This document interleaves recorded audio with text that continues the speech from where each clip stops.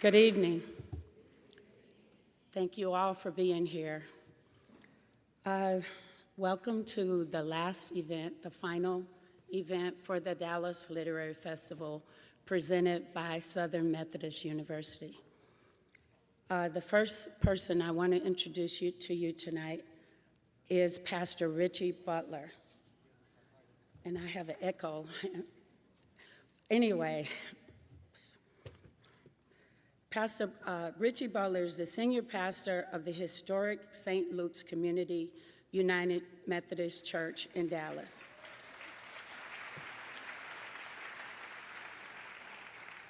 And he is founder of Project Unity.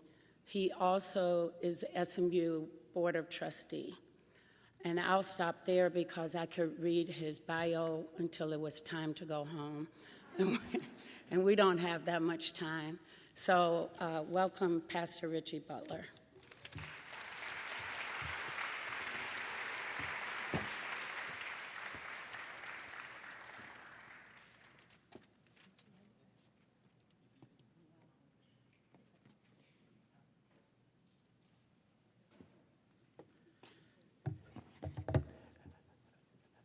Glad to be with you this evening, and as a representative of the university, as a Board of Trustee member, I'm gonna do my best Gerald Turner imitation.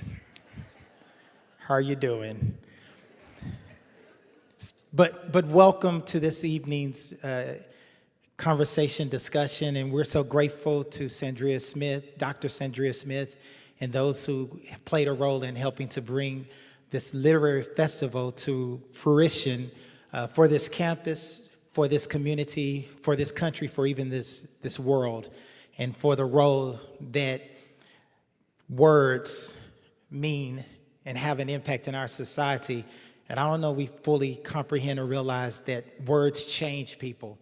And I believe that because every Sunday I get to take an ancient book and try to use it to help impact and change lives and make people better than the way they entered.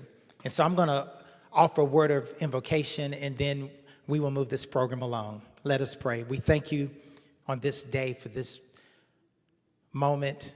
We pause to acknowledge your sovereignty and our need for you. And as we gather to engage in literary discourse through this magnanimous literary festival, we pray that we are challenged, that we are charged, that we are inspired, that we are even convicted, and that in some instances we are changed, so that we leave this experience going in a different, enlightened, motivated, and world changer way. So right now, as we look around our world and we see all the distress, we thank you that there is a medium that allows us to explore ourselves and to build upon that so that this world can be all that you have called it to be through us, your servants. It's in your name we pray. Amen.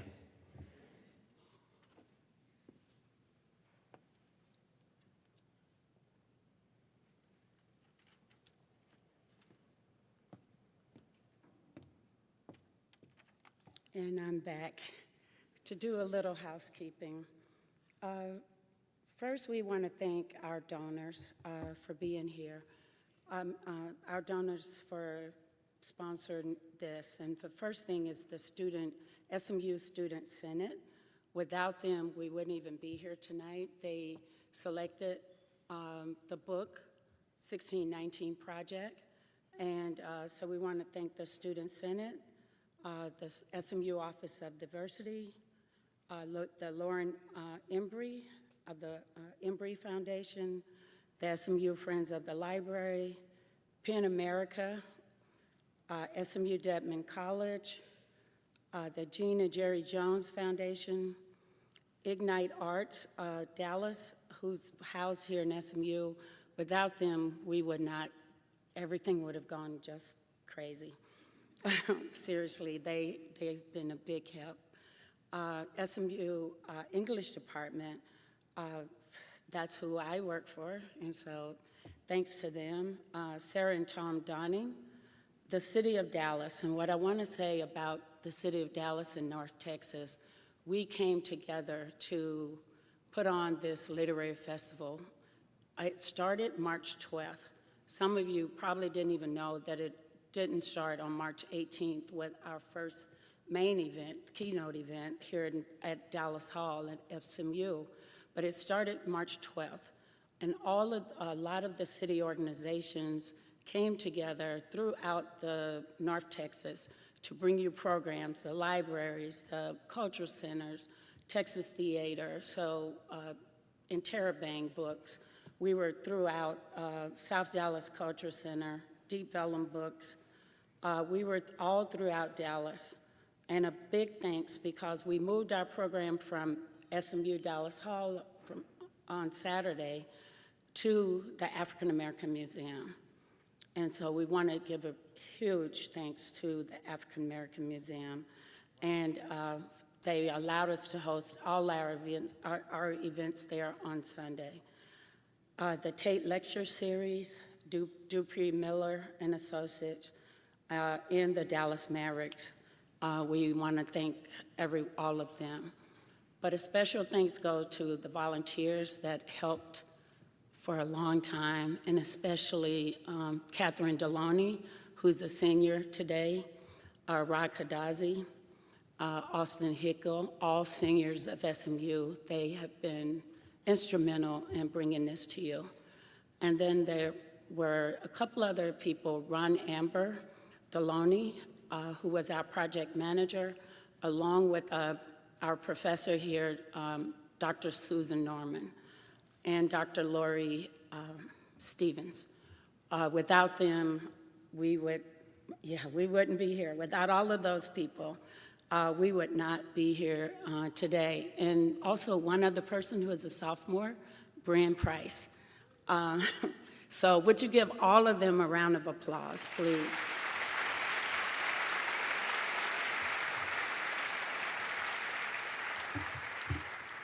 And next, only because I think it's appropriate that she be here, that we're talking about banned books, one of the topics of discussion tonight, Aisha Davis, who was elected to the Texas State Board of Education representing Dallas and Tarrant counties in November 2018. She previously served as the secondary science and engineering teacher in Baton Rouge, Louisiana, and in DFW. And let us welcome Aisha Davis.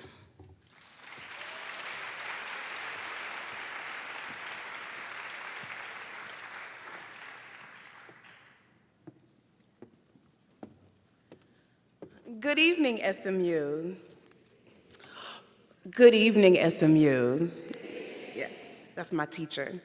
So my name is Aisha Davis, and I'm on the Texas State Board of Education. I represent District 13, Dallas and Tarrant counties.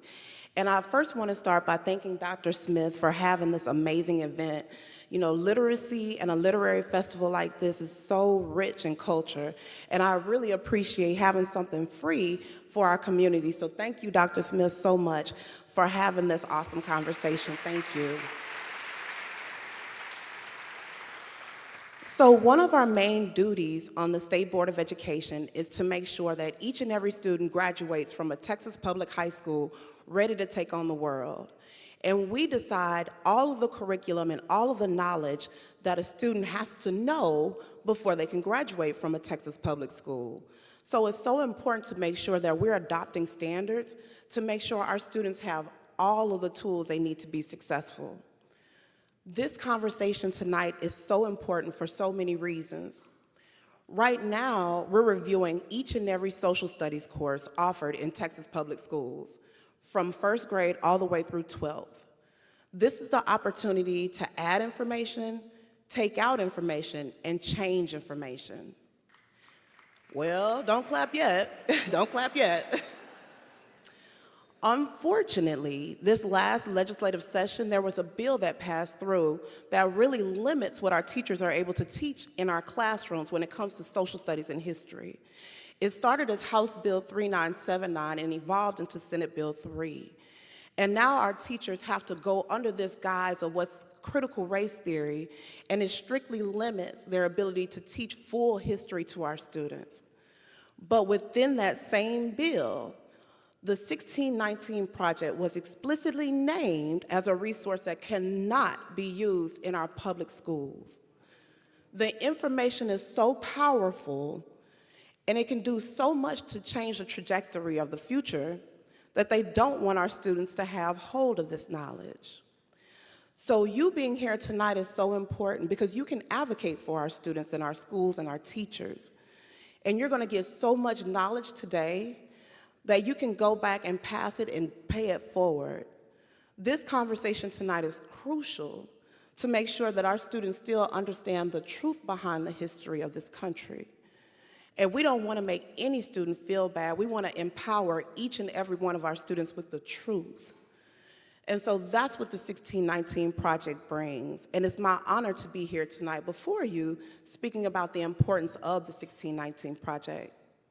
So again, I thank you, Dr. Smith, for having this conversation. I thank you all for being here tonight. And I ask that you take this information and do something with it. Pass it on to those who don't understand what critical race theory is or they have a misconception. Talk about the 1619 Project and the importance of all the information that's involved.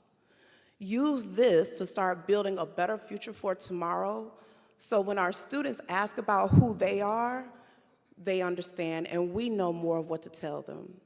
So again, thank you. And next we'll have Ra Kazadi.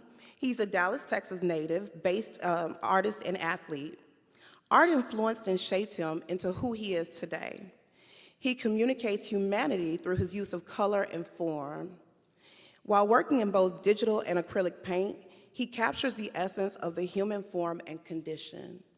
So again, enjoy tonight and use this information to advocate for our schools. Thank you.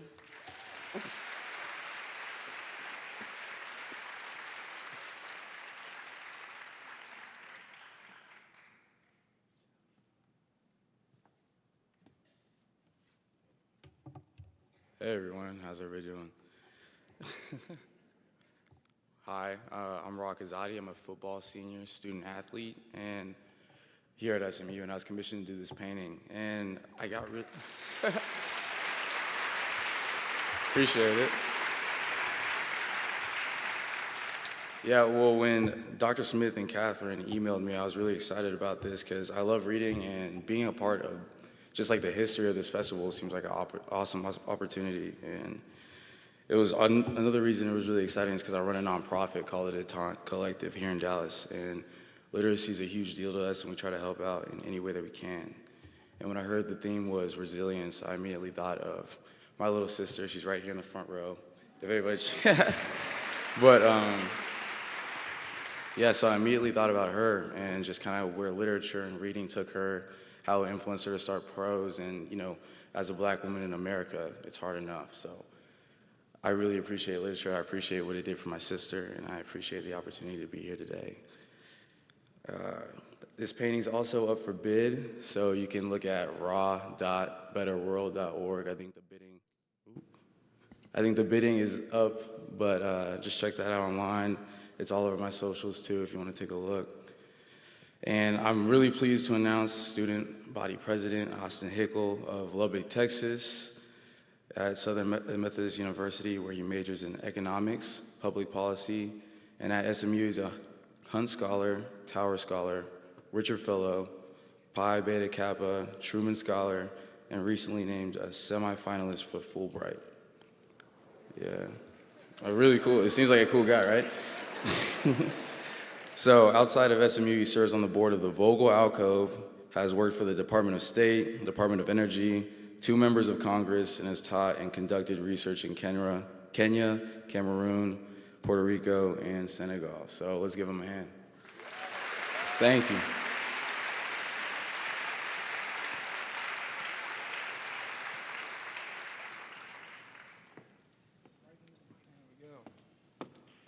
Hello, hello. How are we doing? My name is Austin Nikole. Thank you, Ra, for the introduction. I'm so excited to be here. Although I know we're all wearing coats in the front row here, the weather is not on our side right now, but I'm glad we all were able to make it. I want to start off by thanking the team at the Dallas Literacy Festival for really making this possible, for packing our beautiful McFarland and allowing us to be here for an important conversation we're about to hear. This is something that I am incredibly passionate about. It's one of the first things that I did as president over the summer. Before I'd really even been president, I met with Dr. Smith, met with Catherine, and they pitched this idea to me about what we can do to bring real conversations not only to SMU, but to the Dallas community. And immediately I was in. I believe that the Dallas Literacy Festival encapsulates a lot that I wanted to get done as president, a lot that the university and the admissions and the administrators want to get done on this campus, and that what SMU Student Senate wants to get done. And it's really twofold. The first piece is allowing for SMU and our mission to really be broader than just our small community on this campus, to really be part of the Dallas conversation, to really be part of Dallas and be Dallas's university. And this allows us that opportunity. The other thing, the second part that I got really excited about, was bringing real conversations to our campus. Not telling students what to think, not telling students how to think or how to talk about it, but bringing conversations, bringing topics, bringing speakers, and allowing that conversation to start here in McFarland, but then expand to the dorms or the commons, to Hughes Trigg, to the library, and ensure that our students are really talking about things that make them world changers. Because that's what our mission here at SMU is. It is to shape world changers. And so when Dr. Smith pitched the idea that Student Senate could really be a part of this and really make a difference and really get the SMU students involved, I was immediately in. And so after that conversation, took it to Student Senate in one of our meetings I just got out of actually just a few hours ago. I pitched the idea. Let's partner with Dallas Literacy Festival. Let's bring and let's sponsor an author.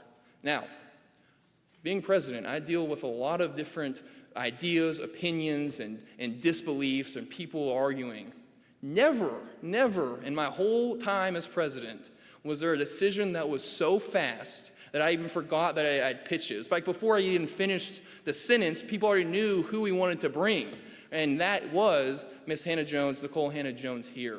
And we are so incredibly excited to be the sponsor of this project and be the sponsor to bring her here on our budget. Thankfully that we were able to have the budgets to do that. And we are so excited. I first knew or heard about Nikole Hannah-Jones with, of course, as many of us did with the 1619 project. That is exactly the conversation. That is exactly the work and the ideas that we need to be talking about, not only for our SMU community, but for the larger Dallas community. So I am so grateful, again, to be here for Dr. Smith and Catherine and the whole team at Dallas Literacy Festival for allowing myself to be here and speak, but also for all the work they've done and the ideas that they're bringing and allowing each of us in this room to talk about, but really in my role for us to ensure that the SMU students are seeing this. So thank you all for allowing me to be here. Thank you again to Dallas Literacy Festival. It's going to be a great conversation. I'm really excited to be sitting right here with you all. Thank you.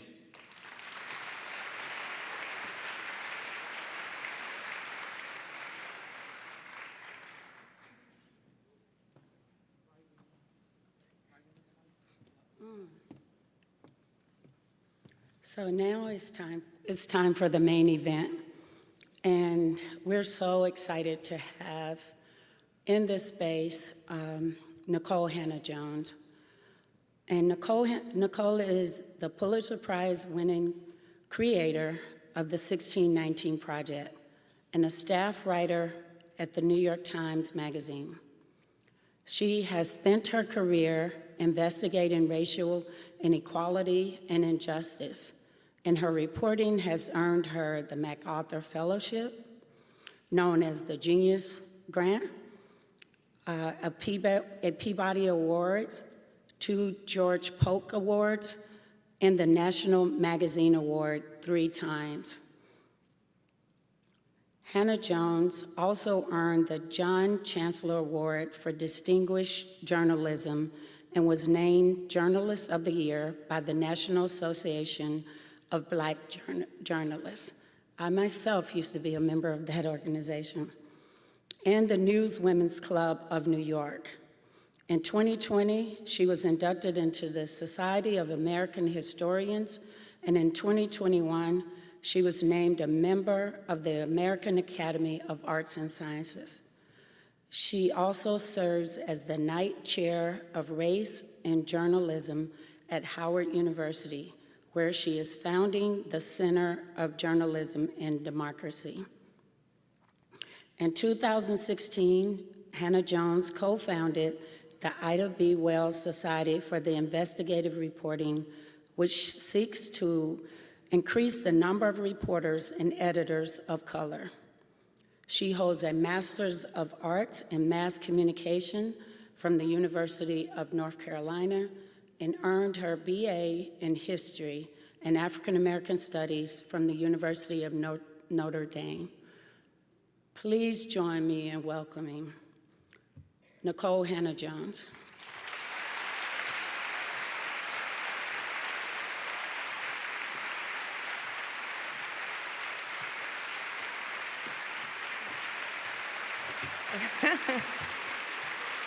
Hello.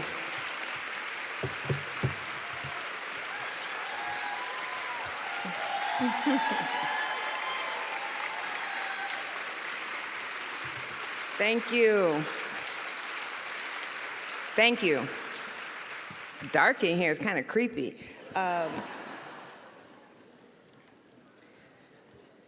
Maybe Ted Cruz is hiding out there. Who knows?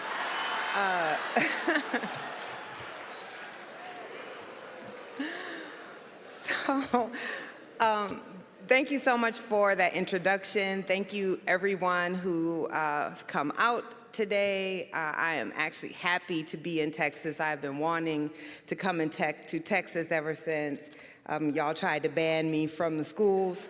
So, you know, there are many ways to resist what's happening in our country right now, and this is one of those ways. So I'm just happy to be together with folks. I will say this speech is a little longer than my allotted time, so I might have to speed through some things, and maybe we'll just drop off at the end if someone brings the hook out, but I'm going to try to get through it. So, we're here to talk about the work of the 1619 Project, and the 1619 Project was a work of journalism that we published not quite 3 years ago in the New York Times that basically made the argument, how would we better understand our country if we thought about its origin not at 1776, when these intrepid white men decided that they wanted to break off from the British Empire with these lofty ideals of freedom, even as 1/5 of the population was enslaved. How would we better understand the United States if we marked our founding, or at least our origin, at 1619?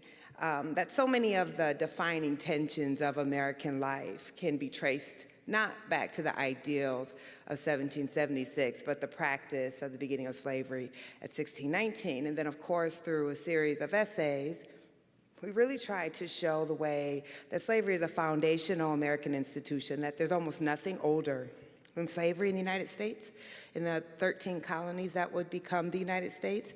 In 1607, the first English settlers landed Jamestown, and it only takes 12 years before we began African slavery here. So we treated this as slavery as kind of marginal to the American story, or something that we banished in 1865. But of course, we argue that slavery is central to the United States, and that the legacy of slavery still shapes so much of the society that we live in. So you can imagine this went over well with some really powerful senators. Really about a couple of years almost after the project first published, so the project published in 2019, two of the most powerful senators in the country, Senators Mitch McConnell and Tom Cotton, introduced a law that would defund, they like defunding some things, you'll notice, that would defund any public school system that was teaching the 1619 Project. Now, we know this was unenforceable. It's not like public school teachers are turning their curriculum into the federal government, but it was a sign of what clearly was to come, that the 1619 Project was going to be used as a wedge issue, that the idea of dealing with racial justice, if you look at the date, this is going to be right around the time when we start to see these massive, a year from the time we saw these massive Black Lives Matter protests. And I find it useful to actually look at the text of the law. And so the text of the law is saying, the federal government has a strong interest in promoting an accurate account of this nation's history through public schools to create in young people knowledgeable and patriotic citizens. So we should ask, what is the role of public education? What is the role of history education, social studies? And that word patriotism obviously means something, because what these laws are promoting is a very particular idea of patriotism.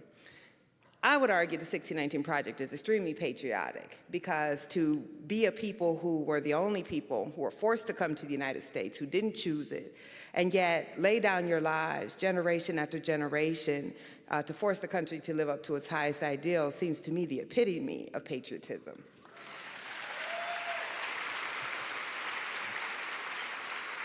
But somehow, the patriotism that actually isn't about wearing a performative flag pin or saying my country can do no wrong, but a patriotism that actually believes that your country can be better and that we can actually live up to its ideals, that's not the kind of patriotism that they're interested in. They're interested in a patriotism that says America was always great, and America was founded on the ideals of the Declaration, and that we need to legislate through law that we can't teach that slavery was foundational to the United States, despite the obvious facts of history.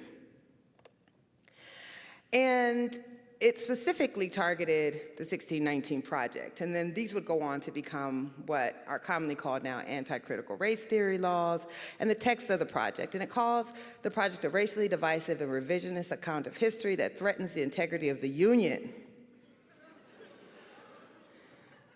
I'm a bad chick, but let me tell you,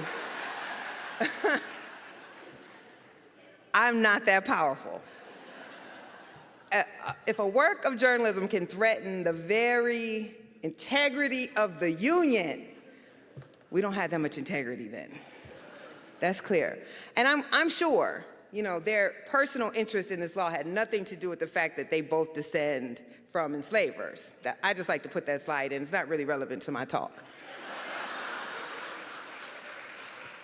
So that soon is followed, of course, by our favorite president, Donald Trump, who says that he's actually going to set the Department of Education to investigate the use of 1619 Project in school. So let's think a little bit about how propaganda works. So Republicans will tell us the left is intolerant. The left are the ones who are actually abridging free speech, even as they are trying to use the levers of the state to pass laws to investigate ideas and concepts they don't like and to restrict the teaching of ideas and concepts they don't like.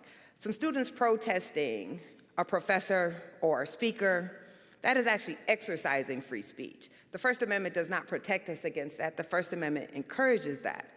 But what we have is the government actually trying to abridge the fundamental right to free speech, but telling us that they are the ones that are protecting speech and that others are not.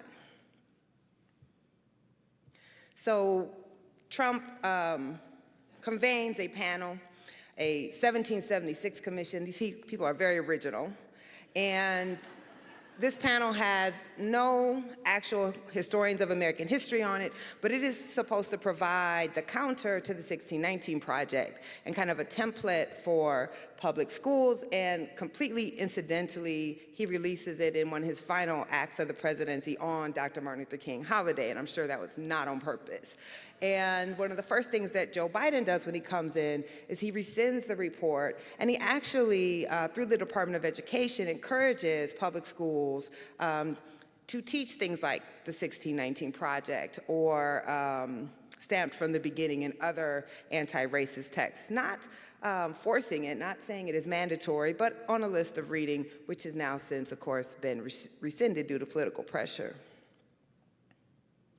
And then all of a sudden, we start to see these bans. So the bill that Senators Cotton and McConnell introduced dies, doesn't go anywhere. They don't have the support in the House. It can't go anywhere. And then we start to see those exact same laws popping up in state legislatures, often in states where Republicans have not just the majority, but a super majority.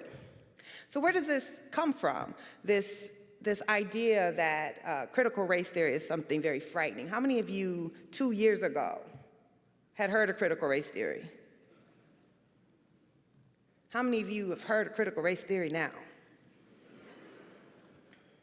This is called effective propaganda. Because if critical race theory was being taught, if this was an area of concern, we certainly would have heard about it before it became a political wedge issue.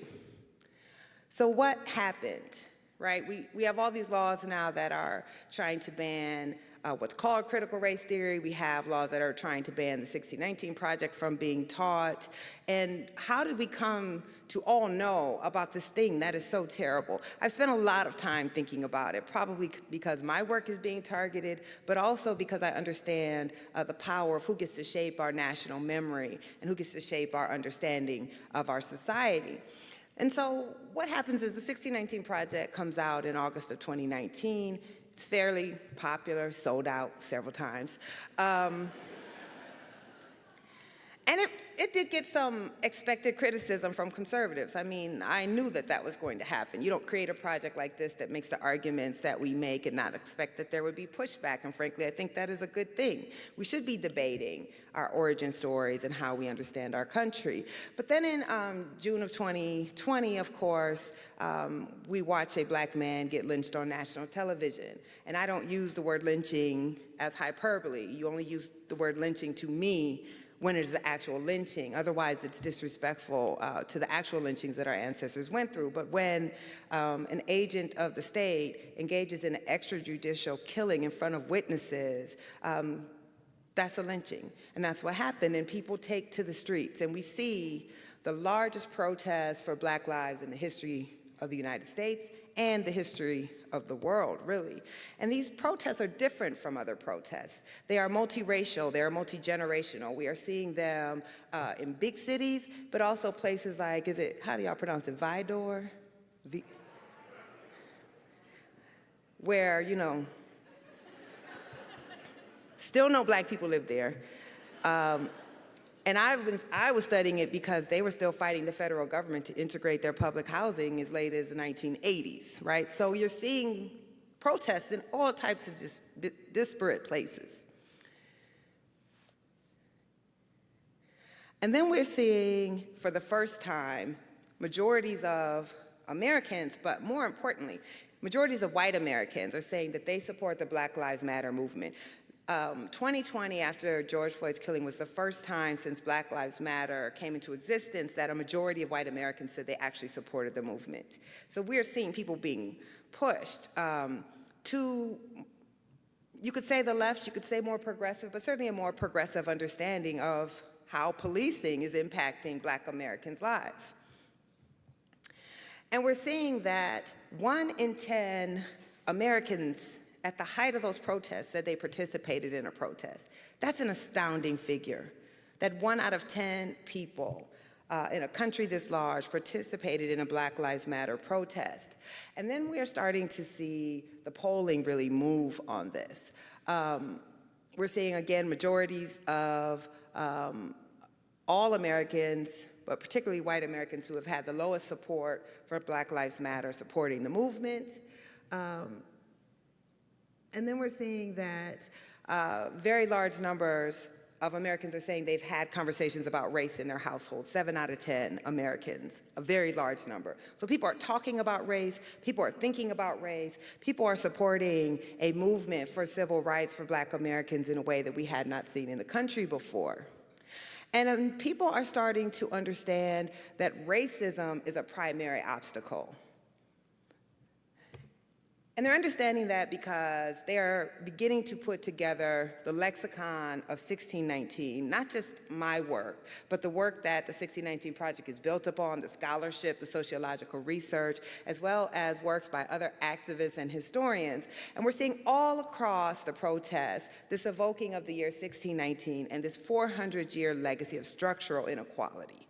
That it's not just an argument about what individual police are doing to individual Black people. It's not just an argument about policing anymore. It's an argument about the larger society, and a society that allows a white officer to kneel on a Black man until he leeches the life out of him, knowing he's being recorded, and believes that he will bear no consequence for that. That what kind of society creates that? And people are starting to question that.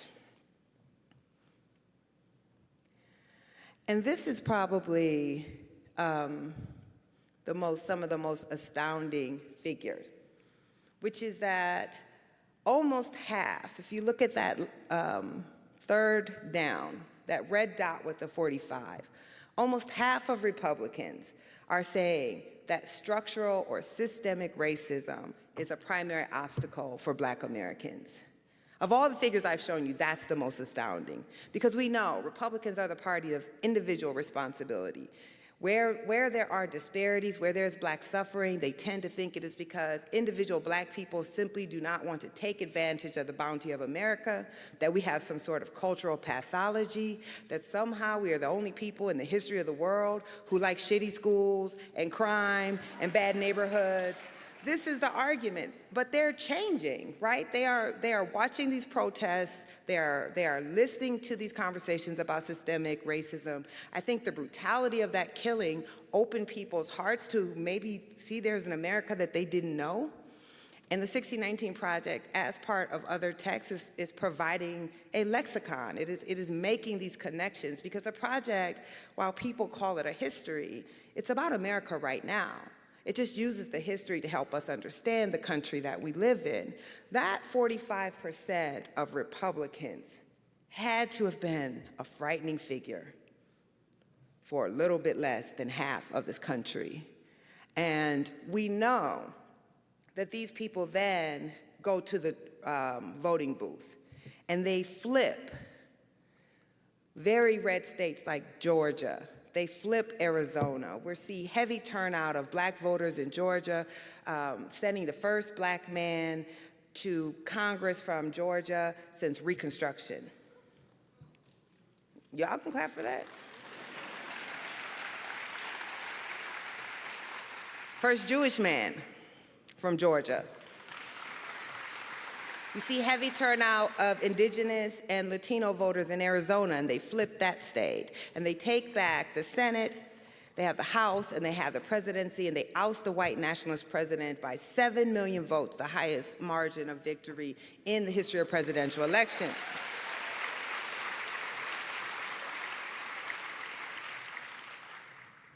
And these are people who, many of them, had supported Trump, some, right? Or at least weren't adamantly opposed. And they decided the country was not going in the right direction. We could not be this type of country.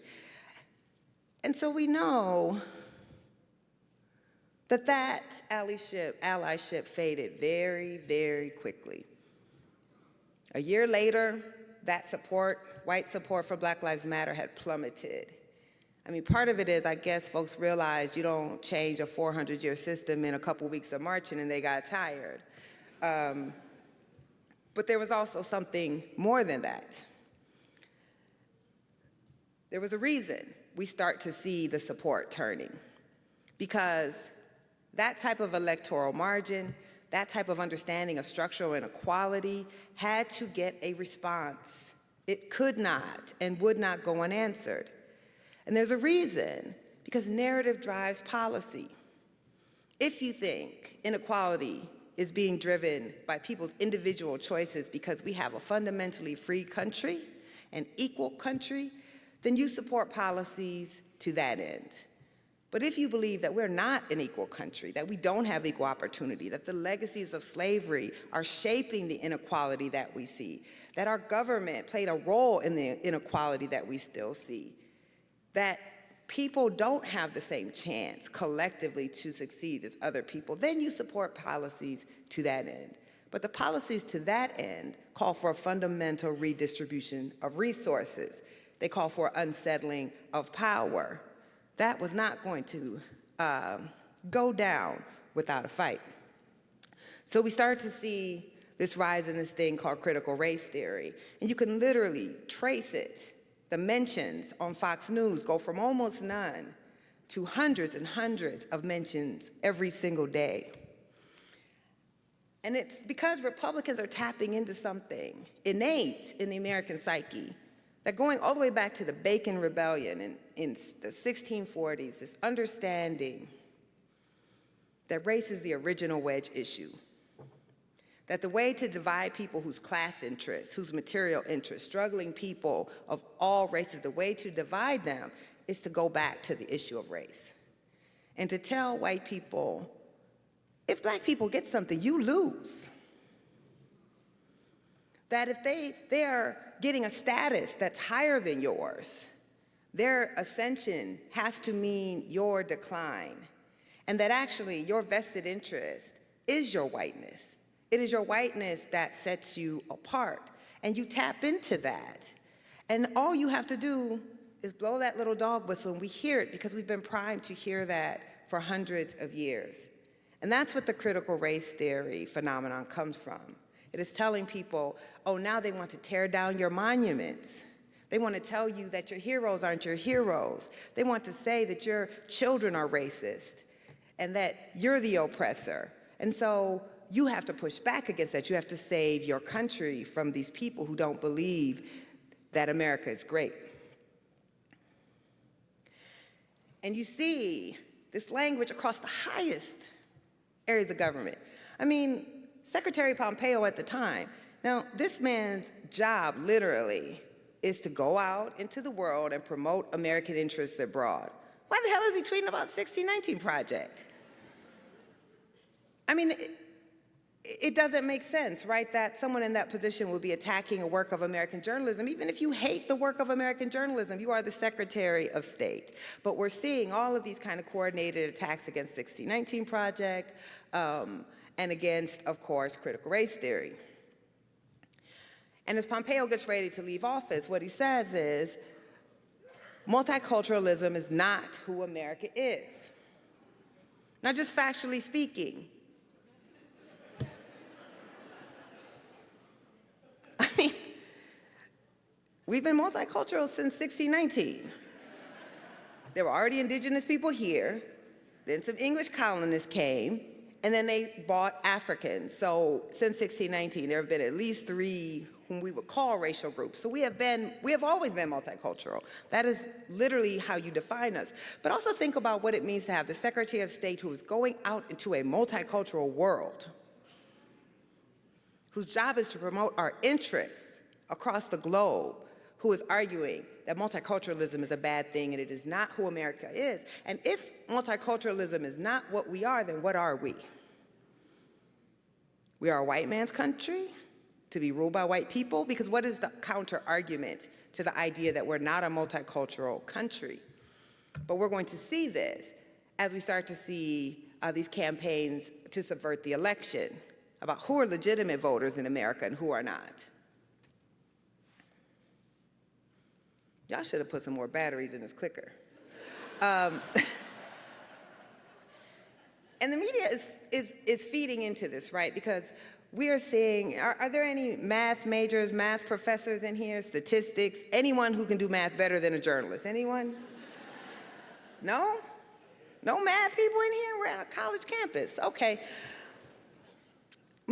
Majority and minority are mathematical terms, correct? Yes? Majority means what? More than half. Minority means what? Less than half. So you cannot possibly be both majority and minority at the same time, right?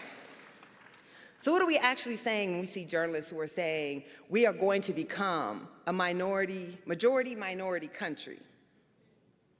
What they're saying is that minority actually means inferior, less than. It is permanent. It is a caste. And what it's saying is we should be concerned because we are going to become a country where white people are no longer the majority, where we are being ruled by our lessers than. The truth is, we will be a plurality. We will not have a white majority, but we will have, white people will still be the largest racial group in a plurality. And what is wrong with a plurality? Unless you're not used to the notion that we should be sharing power in a multiracial nation. So the media is helping to feed this sense of anxiety, this social anxiety about what this means in a country, because this is just inaccurate. And I can't tell you how many times we see this type of reporting. And we get the message. We know because we know that you can't be majority and minority at the same time. So we know what's being said to us. And then we see then, as this rhetoric comes up, these bills starting to be passed at the state level. Now, I pulled this one because I'm from Iowa, and I have to say, that's an embarrassing thing when your own state tries to ban your journalism. Iowa was one of the earliest states. First, these states came out with bills specifically targeting the 1619 Project. Most of those bills didn't pass. This one didn't pass. So then they came back with these more vague bills. And these are the bills that they're calling the anti-critical race theory bills.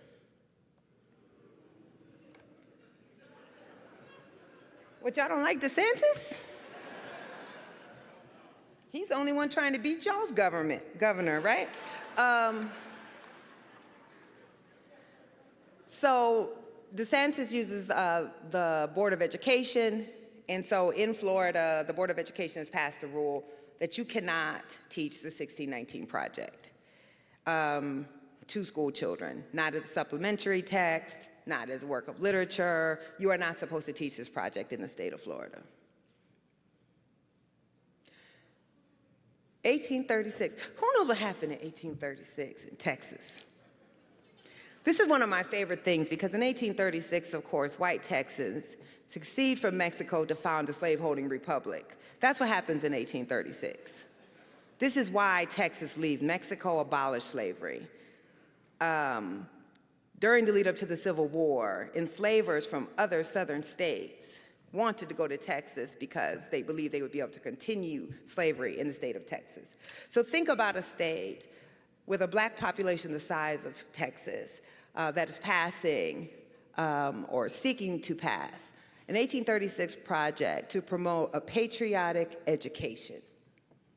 Now, if we were seeing this in China or Cuba or Saudi Arabia, and the government was saying, we are going to pass laws to restrict the teaching of parts of our history that we find uncomfortable, and instead are implementing and mandating a patriotic education, we would know exactly what to call that. But somehow here, we want to act like it's not so bad. I'm not going to read this text of the law, but if y'all haven't read it, you should. Now we see there are efforts to pass these anti-history laws or anti-critical race theory laws in some 38 states. Some of them have passed the laws, some of them are considering the laws, but this is now the majority of states in this country are trying to restrict what can be taught by law, right? Not leaving it. The people who love local control hate local control when they can't control the locals. Then they want to dictate from on high what local educators can teach in the classroom. Folks were kind of okay when these laws were only coming for the 1619 Project, for whatever reason. And then they started targeting history. But what I always argued was it was never going to stop there. If we indeed are in the midst of a culture war, if we understand that targeting marginalized peoples is a successful way, right, to stoke tensions, to bring votes, then you're not going to just target one group of marginalized people. It's the same narrative about the border, and now it's these laws that are targeting some of our most marginalized citizens in this country, right? I won't even talk about, Stop Woke Act, like, how do we elect? Okay, I'm moving on from that. It's a scary place, though, right, to be where you all are right now. And I can't even imagine what it must be like to be in this state right now and be the parent of a transgender child or a queer child who isn't quite sure, or to be, you know, a woman or to be black.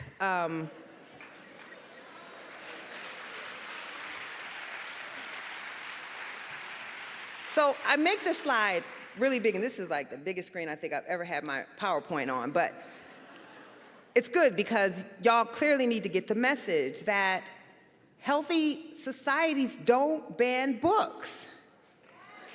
They don't.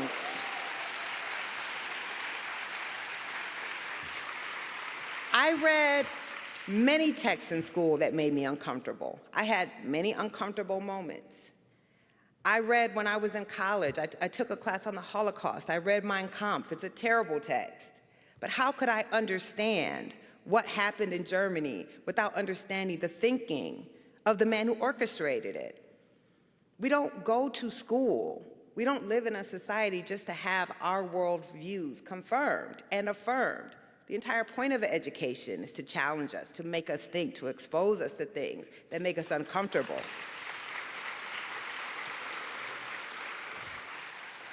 So why does it matter so much, a project like the 1619 Project, or this idea of a more accurate history about this country's racist past being taught? It matters because at the end, these laws are not about history at all. These laws are about power, and about who's used to having the power to shape the narrative of our country and how we think about our country and how we understand our country. And it hasn't been someone who looks like me. It hasn't been someone who looks like many of the people in this room. And once you understand, of course, how power works, then you understand how to take that power down. And that really is the fear that we're dealing with. One of my favorite historians, Peter H. Wood, says, why would a nation ever want to grapple with this ugly thing that we were built upon? No, we were not the only country in the world to have slavery. Believe me, I've heard every slavery apologist possible. What we were, though, was the only country to have slavery based and built on the fundamental ideas of God-given liberty. None of those other countries pretended to believe in equality. None of those other countries declared at their founding, we hold these truths to be self-evident, that all men are created equal, endowed by the Creator with the inalienable rights. And the man who wrote those owned more than 130 people, including his own children. That means something. And so we've spent centuries trying to grapple with that fundamental hypocrisy of our founding. And we have chosen to obscure it and to hide it instead of confronting it. And so we've been taught the history of a country that doesn't actually exist. And by learning the history of a country that doesn't exist, it means we are not prepared to actually grapple with the reality of who we are and build the country that we want to become.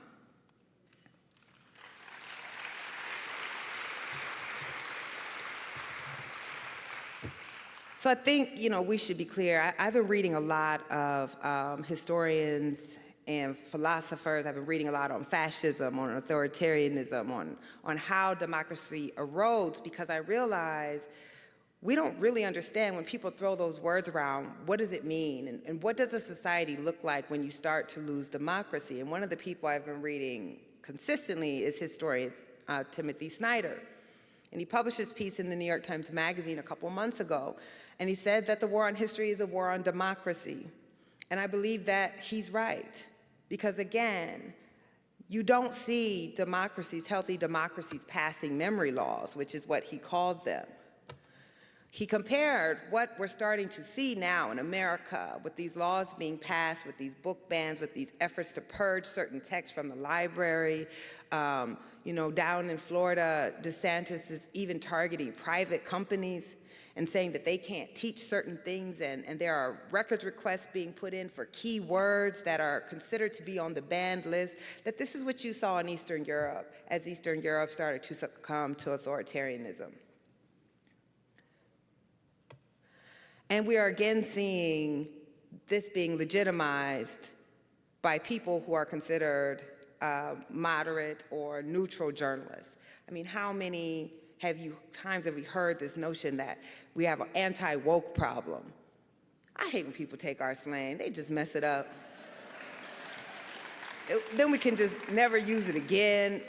Right, but what they're arguing is that, I won't argue there's no intolerance on the left, of course. I mean, you can find anything in any community, but they're trying to say that what is actually worse than state government banning certain ideas and concepts are people who are protesting against, racism and bigotry and transphobia and homophobia. That's not the same thing. Saying that people shouldn't have to be subjected to bigotry is not the same thing as saying we are going to use the levers of the state to ban books. So I became a target of the campaign because of the work that I do. And it began not just with attacking the project, but attacking me as a journalist. Because the way that you discredit the project is you have to discredit the person who created the project. You have to say it's not just about fundamental disagreements, but that this person actually is not a legitimate person to be telling these stories. I think what's really critical to understand is we are commonly taught that we are the oldest functioning democracy in the world, right? Yes? That's a lie. We're not. Our democracy is actually quite fragile. And because we believe that our democracy, our systems of checks and balances work, we have the greatest, constitution in the world, I don't think we really understand what is happening and how so much of our democracy has been predicated not on checks and balances, but on us accepting its legitimacy. Because the truth is, we actually have not had democracy for that long. We are not the oldest continuing democracy in the world. Because you can't have democracy when entire regions of your country have their democracy violently suppressed. Until 1965, we had an entire region of the country where in some places the majority of the population could not vote. We get the passage of the Voting Rights Act in 1965 after a decades-long bloody civil rights struggle. We tend to kind of think about the civil rights movement as kids getting ketchup poured on their heads at lunch counters. But the most fundamental right of citizenship, the right to vote, is what brought out the worst type of barbaric and violent behavior. Assassinations, house bombings, people were being lynched. Even white Americans who were joining the fight for voting rights were killed. Black men who went and fought abroad in World War II, the greatest generation to secure democracy abroad, came home and were lynched for wearing their uniform in the United States. There was the double V for victory campaign for Black Americans. It was victory abroad and victory at home. Black people helped save democracy abroad and came home and could not vote, could not go to a public library, could not use a public pool. So we had an ethnocracy for the vast history of our country. It was a democracy for white Americans. And it wasn't until 1965 that all Americans had the fundamental right to vote. And so our democracy is fragile, it is not old, and it has always been contested. Because up until 1965, our democracy worked because it was built on exclusion. And now that we have a truly multiracial democracy, some folks don't believe in democracy anymore.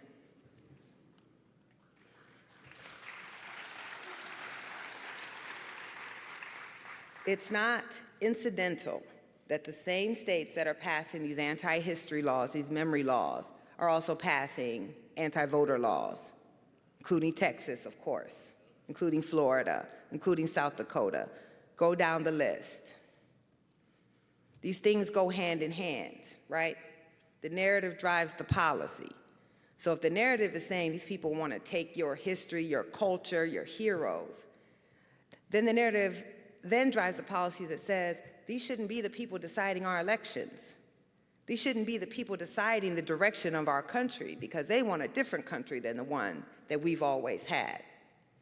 So we're seeing first the memory laws, then the voter suppression laws. We have right now, in the last 2 years, we've seen the largest number of voter suppression laws being passed or considered that we've seen since 1965 with the passage of the Voting Rights Act.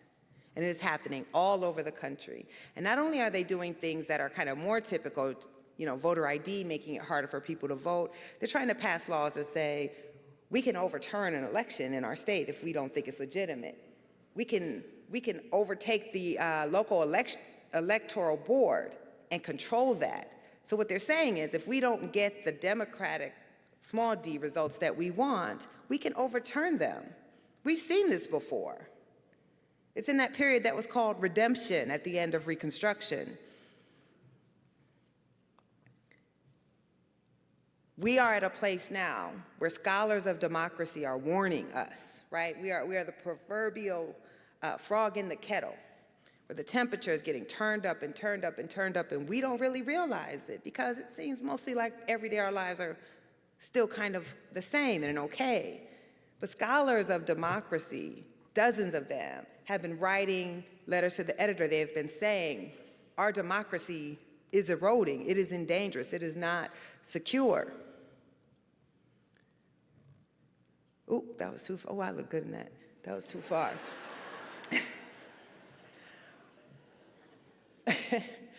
We actually, that's the way to break that tension. See, I had y'all all scared, and now, don't worry, I'm gonna come back to the fear in a minute, don't worry. I think in a place like Texas, where it is very clear what happens when you start to lose the demographic majority, right? The type of tactics that you can lose the majority and still not lose power. And that as you see this kind of numeric or demographic primacy eroding, then you have to ratchet up the culture war. This is how you get a governor like you have, that is targeting marginalized people, because you cannot win based on numbers for long. So you have to find other ways to suppress democracy. And this is the destiny that we will see in our entire country if we don't learn to actually live as a plurality. For the first time last year, the United States was listed amongst the list of eroding democracies. It had never been on that list before. That should be frightening to all of us in this room, but particularly those of us who have never really had our fundamental right to democracy to be assured. So now I'm gonna go to this slide where I'm looking good.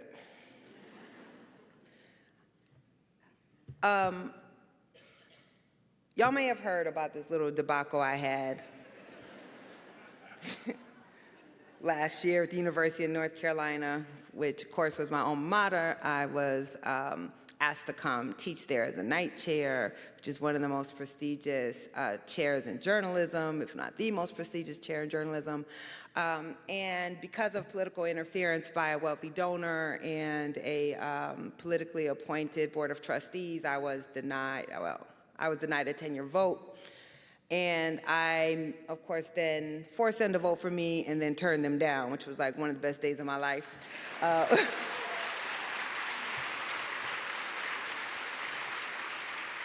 It was, of course, the same type of intolerance that's leading to these bills being passed all across the country, not the idea of the marketplace of ideals and that we let different ideas duke it out, but that certain voices need to be suppressed and certain people are dangerous to expose our children and even young adults to. But the message I want to get here is, when that happened to me at the University of North Carolina, a lot of people felt I didn't have much choice. I was getting advice from people who were like, oh, you have to take this job. If they give you tenure, you have to take this job. But we do have choice. And even when we think we don't have power, we actually do have power, all of us, and certainly collectively, we have power. So we know that even as we're seeing surging surging intolerance. Communities are getting organized, and communities are fighting back. Now, this story didn't get a lot of play, what happened in Indiana. Indiana is a very red state, and they beat back that anti-critical race theory law.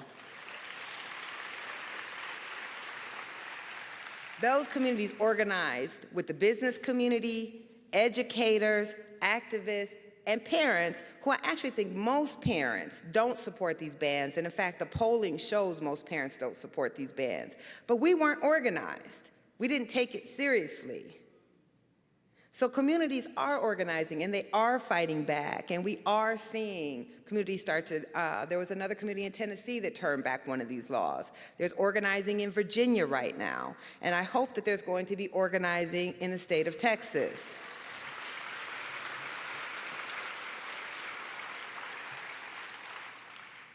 We have choice about what country we're going to have going forward.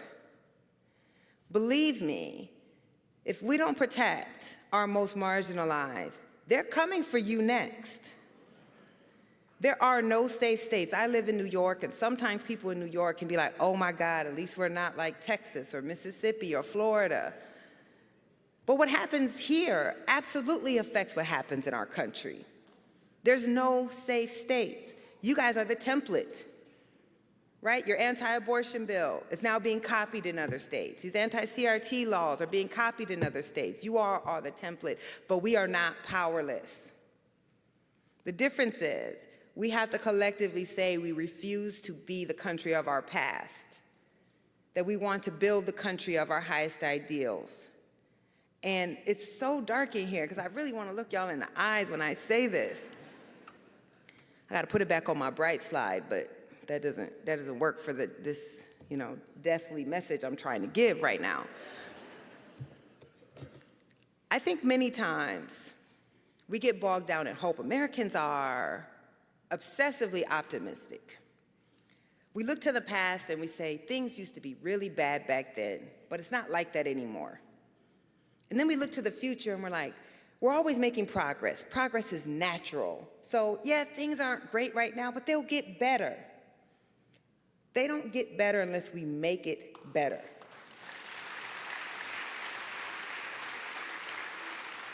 It is not enough to hope. Hope is useless. Not in general. Hope is useless if it's only hope. Hope must be an action. Hope must be an action.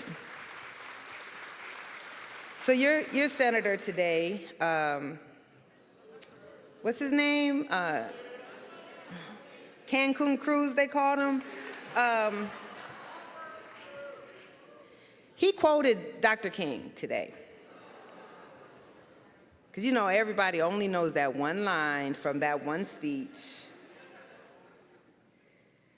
And he quoted the line about, Dr. King wanted a world where his children would be judged not by the color of their skin, but by the content of their character. Great line. But I want to talk about, as I close, this part of that speech that I think is the most important, which is when Dr. King says, we have come here today to cash a check. He says that this country had written a promissory note that had come back marked insufficient funds. And if we understand that Dr. King was coming, not begging for something, but making a demand, and he demands more of all of us. He always used to say, and I mean no disrespect to Dr. King, he used to say that the arc of the universe is long, but it bends towards justice. But I don't actually believe that. I think the arc of the universe is a circle, and it's going to keep turning back on itself unless we collectively bend it. So we have to choose. Hope is an action, and I hope that tomorrow we will leave here tonight and that tomorrow we will all refuse to let them send us back in the past, and that we will all work collectively to build the country we deserve. Thank you very much.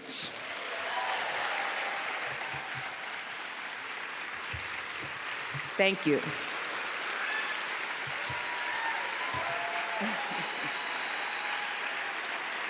I have faith in Texas.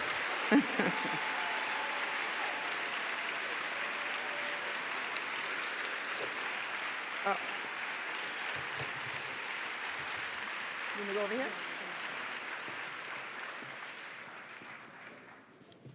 Let's give her another round of applause before we...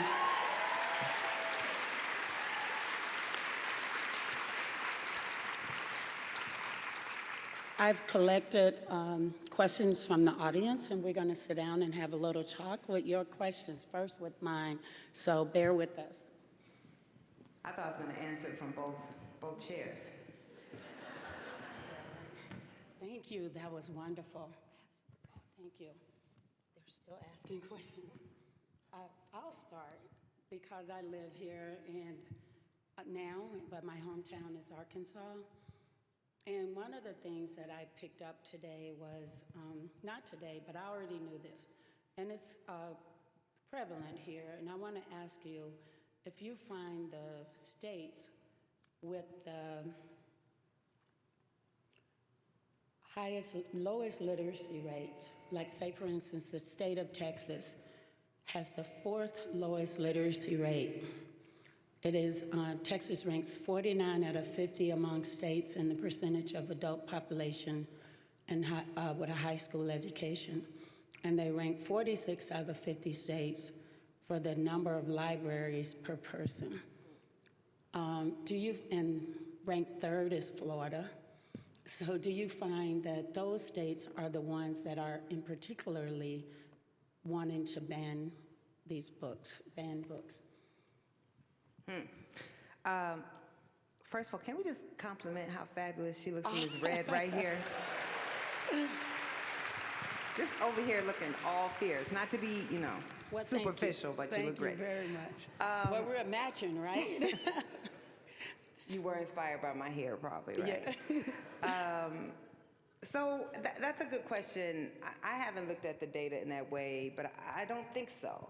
Because my state, my home state of Iowa, which has one of the highest literacy rates in the state, had been known for some of the best public education in the country. Like most of us took the Iowa Test of Basic Skills, right, when we were kids. It's also banning books. It's also passing these anti-CRT laws. So I think it really is about a certain fundamentalism that has taken over the Republican Party. And I say this not to be a partisan, but as a journalist, you have to tell the truth. And too many of my colleagues in the profession, to appear neutral, are not properly covering that one party is not acting within the norms of our democracy, and one is. So I read this book recently. It's called How Democracies Die. I would strongly recommend it. It's only about this thick. It's a very easy read. But it really breaks down, like, point by point, what happens as you start to lose a democracy. And it talks about, a lot of times Democrats get frustrated because Democrats don't seem to be able to pass their agenda. But Democrats are a big tent party. So representing every racial group, there's moderates, there's, super progressives, there's conservative Democrats. What that does, though, is it actually doesn't allow kind of your fringe elements to take control, because you have to speak to all of these different folks, and it makes governing a little more challenging, but it's actually a good thing for democracy. We have a Republican Party now that has really purged many of its moderate elements. It is a virtually all-white party. Moderates in the party have been primaried by people who are hard right. And so you don't have the checks and balances in that system. And what you do have is people who are really running on this ideology that white people are losing their advantage. They're playing into that social, what we were told when Trump won was it was economic anxiety, despite what the data showed that the average Trump supporter was not low income. What it was is social anxiety. It was a belief that if people of color are ascending, then white people have to be descending. And that, to me, is really what is unifying these states, and not levels of education, but a party that has been really overtaken by the fringe element. I think education would help people understand more instead of just believe what they are hearing on these TV I mean, Ted channels. Cruz went to Harvard, right? Yeah. Well, oh, shoot. Well, like speaking Is of... this a publicly funded school? Is this private or public school? Oh, y'all This good is a then. private school, Okay, a good. private school. But speaking of that, since you brought up the name, we were very concerned about, we already had concerns about your safety. You said that you weren't worried at all, but we were here in Texas.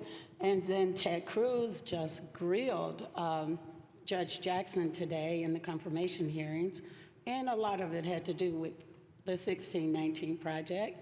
So we didn't know what we would get protesters or whatever, so we wanted to make sure you were safe. But back to Ted Cruz, what did you, when you saw that or heard it or whatever, I know some of the journalists came to your defense, but what did you feel about that? Or just any comments about that? You know, I mean, how did I feel? I wasn't even watching. I was doing some work, and then my phone started blowing up, and people were like, "Oh, they're talking about 1619 project." But it's been 3 years of this, Yeah. right? The attacks on the project have been constant, and I think I feel in some ways it's both surreal because it's a work of journalism. I'm the face of the project, but I didn't write the whole project. Right. Many laureled historians are in the project. It's based on, to me, I don't even think the 1619 project is controversial, honestly. I mean, I was going to ask you, I don't want to interrupt you, but I was going to ask you about that because some of my friends are in there, like Chamber Jess Right. and Jasmine Ward. These are poets and fiction writers, and you would think they just took out your 2 chapters, right? And not looked at the entire book. Is that what you're feeling or seeing? well, yeah, I mean, I don't know if Ted Cruz has read the book. I don't know if any of the people who are disparaging the book have actually read the book. But to me, you know, the idea that in a country that was founded by enslavers, like first president, enslaver, drafter of the Declaration, enslaver, drafter of the Constitution, enslaver, Bill of Rights, enslaver, Patrick Henry, give me liberty or give me death, enslaver, 10 of the first 12 presidents, enslaver, Virginia, oldest of all the colonies, wealthiest, largest of the colonies, all those men came from Virginia. So that somehow it is astounding that slavery might have had something to do with some of this. I don't understand. Yeah. And you realize how needed the lie is, like how fragile people actually think America is if we can't actually just grapple with what is clear history and clear truth. So that's a whole nother lecture. I won't do that. This is what I'll say though. I got into journalism because I wanted to tell another story. And I didn't feel like I saw myself and my people in the story, that Black communities were being represented the way that we deserved. But I didn't get into journalism to make powerful people comfortable. That's the opposite of why one should become a journalist. So after being initially perplexed about what this had to do with her confirmation hearing at all, Right. I was proud. So I'm like, okay. I'm forever in the record of the confirmation hearing of the first Black woman who's going to be on the Supreme Court. Of all the things that a powerful senator could be concerned about asking this woman about, he wanted to say my name and put my name in the record. So, hey, okay, I'm excited. Thank you. It's a badge of honor. That's how I feel. And somehow we feel we're part of that too, because you're here today with us. Because we are. Yeah. You are. If you open, the book to the first page, is dedicated to the, more than 30 million descendants of American slavery. This is a collective story. This is, a testament to Black Americans, and it is our national story. And so we all are a part of it. And that's why you can try to discredit a single person, but you can't discredit the work because it is a collective work about our entire country. Exactly. And then you say you didn't get into journalism to make other people, not uncomfortable. Is that what you plan to do with your curriculum at Howard University in your school for journalism? Yeah, well, at Howard, I plan on training a whole bunch of other people to make power uncomfortable as well.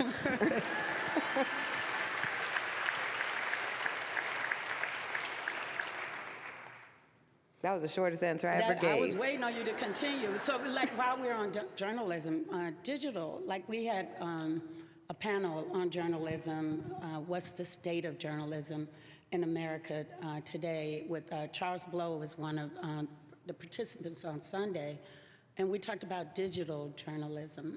And like, I found out about what Ted Cruz said on Twitter. I think you tweeted it out, and I can't wait to ask you about it. So how do you feel that digital will be immersive in this process? So I feel journalism is journalism. I'm not, I don't care. So I would say two things. One, I do care about the form because to me, if it's not printed, it doesn't really exist. So, I like to have my work published in the newspaper or in the magazine, or I think that there's just something permanent. I buy real books. I don't read books on a Kindle. We are at a literary festival, though, you could buy my Kindle too, that's fine. But I can't sign the Kindle. I'm figuring it out. So I think, I think format is less important. To me, digitization has democratized news in a way. You used to have to go through the big institutions, and now there's so many different places where you can write. I think like the role of social, while it can get ugly and toxic, it also is also democratizing. It used to be, if you saw something in the New York Times or the Washington Post or on ABC that you felt was unfair or wrong or misrepresented your community, all you could do is write a letter to the editor. And 9 times out of 10, that letter was never going to be published. But now you can just go directly to social, and you can change coverage in real time. You can make sure that your voice is heard. And I think the greatest example I talk about all the time is with police killings. So clearly, it's not a shock in Black and brown communities that police abuse is fairly rampant, that when police kill someone, maybe you shouldn't trust their version of the story. As Ida B. Wells said, the people who commit the murders write the reports. And too often, journalists who are supposed to be skeptical of power, like the mantra of journalism that you learn in like journalism, intro to journalism, right? 101, is if your mother says she loves you, check it out. Right? Like, that's the first thing you learn, day one, because it's saying you should be skeptical of everyone, but especially skeptical of power. So the fact that so many reporters would just publish the police account. This happened with Eric Garner, right? This happened with Walter Scott. And then citizen journalists were saying, that's not what happened. And they were bypassing the mainstream press and posting their videos directly online. And that's how we found out what really happened to Eric Garner. That's how we found out what really happened to Walter Scott. That's how we found out what happened to George Floyd. That is democratizing. And that forced then journalists to start doing investigations into police killings and paying attention. So I think all of that is good. My main concern, though, is that we haven't found a way to pay for the journalism now. I don't know what you all's local paper looks like, but we know papers are getting thinner and thinner. Staffs are being cut. The New York Times has found a way to make money off of digitization.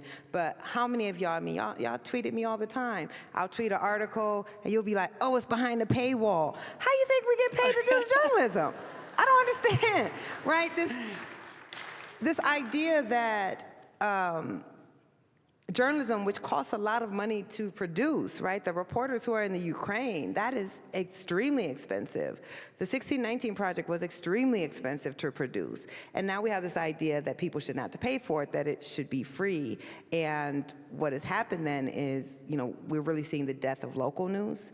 And I'm very concerned about, because actually, as much as I talk about the federal government, what the federal government does has the least impact on our lives. It's what happens in your state house. It's what happens at your county government, at your school board. And there used to be, a whole cadre of reporters, local reporters, who were going to every budget meeting, every school board meeting that we can't, as citizens, go to. And they're gone.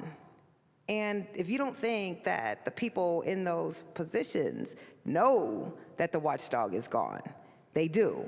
And that leads to corruption. So that's my main concern. It's not the platform. It's really the lack of a viable model to pay for news, which means we're just simply not getting the type of reporting that we need and deserve. Don't tweet me about paywalls, okay? I started blocking people on site for that, just playing. Yeah, I know. The Arkansas newspapers have given their subscribers a platform, like a digital, so that they can, all the papers are digital there now. There are no more print papers. Yeah. Yeah. So I have two more questions. One of them come from our Board of Trustees, Pastor Butler, Richie Butler. He asked, what can ordinary people do?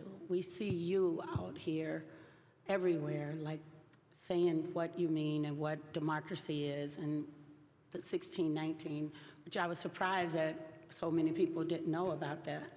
But what can just everyday people like myself do? So we are all just ordinary people, really. And the power is in the collective. The advice that I give, I mentioned earlier in my talk Timothy Snyder, who is writing about, authoritarianism. And he talks about how the strategy right now is chaos. That there's, they're trying to force us to fight on every front.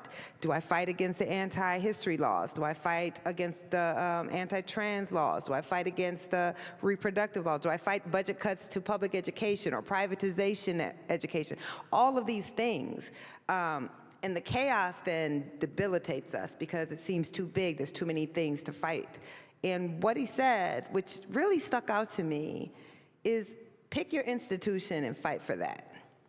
That none of us can fight all of these at once. So pick that thing either where you feel like you can have the most influence or that means the most to you, and put your resources to that. And if we all pick an institution and defend it, because I really do believe this, and people who follow me know I'm not optimistic in general. It's not my nature. I always feel like if I have low expectations, I'll never be surprised. Every once in a while, something good will happen that I didn't expect. But I do think that from going out in the country and the world for the last 3 years, that most Americans want to grapple with the truth. They just haven't been taught it. They have no idea what this country was built upon. But most Americans, I don't think, are close to that. I don't think we want to be a stingy society, right? We are exceptional in all the wrong ways. And I mean that sincerely. We are the most carceral nation in the world. We have both the greatest wealth and the greatest poverty. We are actually the most unequal society in the history of the world, of the known world. We're the only country where whether you can go to the doctor if you're sick or not depends on if you have a job that believes you should be able to have health care. Where a woman gives birth and 6 weeks later has to go back to work or she won't get a paycheck. All of these ways, when we compare ourselves to these other Western democracies, we are exceptional in ways that we should not be proud. And it's because we don't know why we're like this. We don't have the basis. So when you read the 1619 Project or the text that the 1619 Project is built upon, to me it's like the red pill in the Matrix. Have y'all seen the Matrix? Not the new one was bad, but the old school Matrix. If you take the red pill, suddenly you see all the coding that built this environment, right? Like, you understand that all this was constructed. Our inequality, our stinginess, it's not inevitable. Again, we can choose it. And so I actually think that this is why the project is considered so dangerous, because the more people know, right, then the more they begin to challenge this idea that we have to be this unequal society. One thing that we learned overnight was that we can print money in this country if we want to. Oh, yeah. Right? We saw this with the pandemic. Overnight, trillions of dollars of aid came just like that. So all the things we said we couldn't do. We can't help people pay their rent. We can't pay people a livable wage, right? All these things we were able to do. We were able to pay people to stay home so they could be safe. We were able to help people with their bills, with their child care. We could do all of that overnight. But we've been told we can't. And we believe that we can't. But now the lie is out. You know, this is the last thing I'm gonna say, because when y'all put me on stage, you're just gonna have to listen to what I have to say. I just read this, Washington Post reporter wrote yesterday. So, you know, we allowed the child tax credit to expire. It was the largest anti-poverty program that we saw since the Great Society. Lifted millions of children out of poverty. And since they let that expire, 41% increase in child poverty in the richest country in the world. That is immoral. That is unconscionable. And we just let them do it. So when you say, what can we do? Why aren't you calling your legislatures? Why aren't you out at your state house saying, we aren't going to let children in the richest country in the world be poor for no other reason than we have decided we don't care enough about them? That's what we have to do. We have to stop ceding our power. I agree with you totally. And because we are in a university, and this question comes from the Student Senate President, Austin Hickel. He's a senior this year, and he wants to know, like, I think you sort of answered that, probably answered it just then, but what advice do you give to graduating seniors on how to further this conversation? I thank you for that question. I never try to give young people advice because I feel like if us older folks were gonna fix this shit, it would already be fixed by now. So, you know, it's too many old folks with too much ego who think like you need to come to me and I need to grant you the wisdom. If you study the movement was led by young people. These were college students, these were high school students who said, we're not waiting for y'all to fix this. Now we can, some of my mentors when I was young and radical, then you get old, you start getting invested in the system, but I would go to them because they would say, okay, we would say, we want to do this action. We want to do this protest. And they would guide us on how to do it and, not get expelled from school. Like, this is how far you can go. This is the way that you can do this. So I think come to us for that, but don't come to us for the roadmap. You all have the roadmap. And we just need to get out of the way and support you in doing the activism that you know you should do. You all know. You have the answers.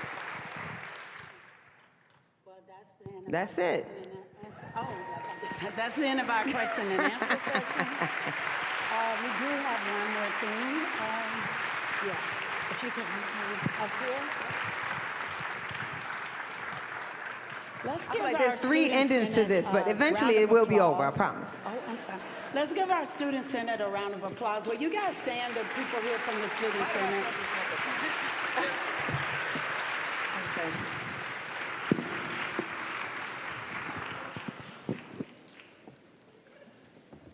Thank you, guys. Nikole, what gave me chills about you coming here this month was March 17th, 1966. Reverend Martin Luther King stood on this stage because of, wow, now I'm about to cry, because of the Student Senate. He had been banned from speaking in Dallas. Some people say it was because the president, was assassinated here. And the Student Senate, after 3 years of trying, they finally brought him here. And he spoke on this stage about we have come a long, long way, but we still have a long, long way to go. It seems like that's what you're saying as well. And I was very excited that they chose your book out of many of them. And so what we'd like to give you with is a picture of when Dr. Martin Luther King was here. Martin Luther King was here on this stage. Thank you. And thank you for coming. Thank you so much. You're welcome. Thank you. Bye, y'all.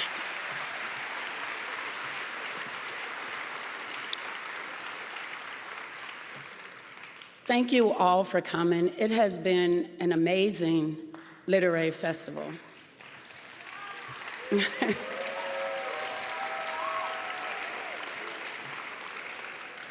And I have to agree with Nikole that it is the students.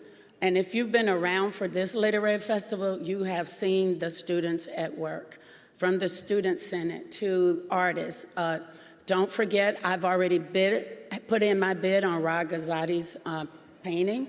I'm sure he told you how to bid on it, but go to DallasLiteraryFestival.org and place your bid for it.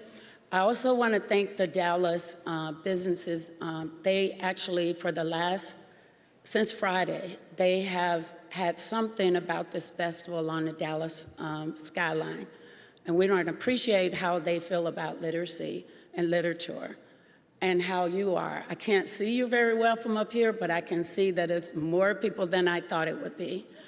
And there have been more people at the festival than I had imagined. So I thank you for your support.